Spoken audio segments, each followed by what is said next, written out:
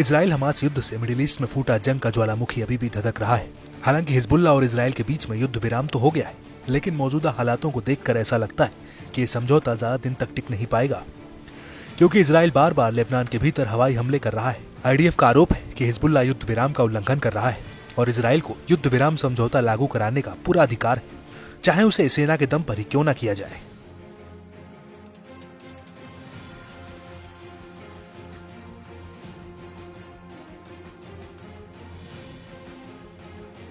और अब इसी कड़ी में इजरायली सेना ने लेबनान पर एक हवाई हमला करके पूरे बेरूत को हिलाकर रख दिया है। दरअसल आईडीएफ का कहना है कि उसने 12 जनवरी की रात को लेबनान के भीतर हिजबुल्लाह के कई ठिकानों पर एक साथ हमला किया है। आईडीएफ का आरोप है कि हिजबुल्लाह युद्ध विराम का उल्लंघन कर रहा था, इसलिए हमला किया गया है।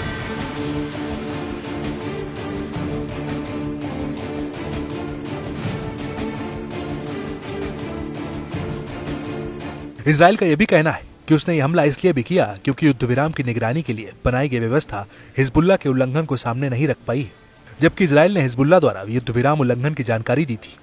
आईडीएफ का कहना है कि उसने हिजबुल्लाह के रॉकेट लॉन्चर अड्डों पर ये हवाई हमले किए जो लेबनान और सीरिया बॉर्डर के पास लगे थे, जहां से हिजबुल्लाह को हथियार पहुंचाए जाते थे।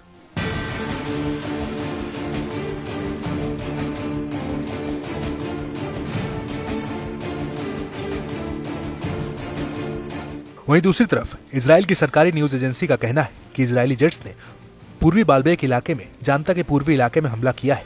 इसके साथ ही दक्षिण में नाबते के आसपास के इलाकों पर भी आईडीएफ ने बम गिराए हैं।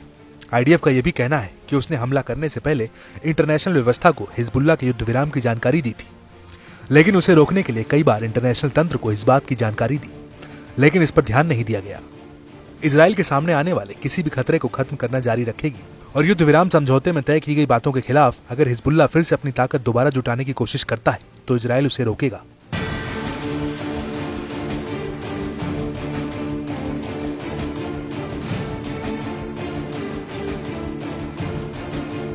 वहीं दूसरी तरफ लेबनानी मीडिया ने अपनी रिपोर्ट में बताया है कि आईडीएफ ने नाबाते जिले में हुमायून फौका गांव पर हमला किया था। बड़ी बात यह है कि यह गांव लितानी नदी के उत्तर में है, जहां से इजरायली बॉर्डर करीब 17 किलोमीटर की दूरी पर है। वहीं लेबनान की कुछ मीडिया रिपोर्ट्स में यह भी कहा गया है कि बेका वैली के जानता इलाके में आईडीएफ ने हवाई हमले किए हैं, जो सीरिया बॉर्डर से बिल्कुल लगा हुआ है।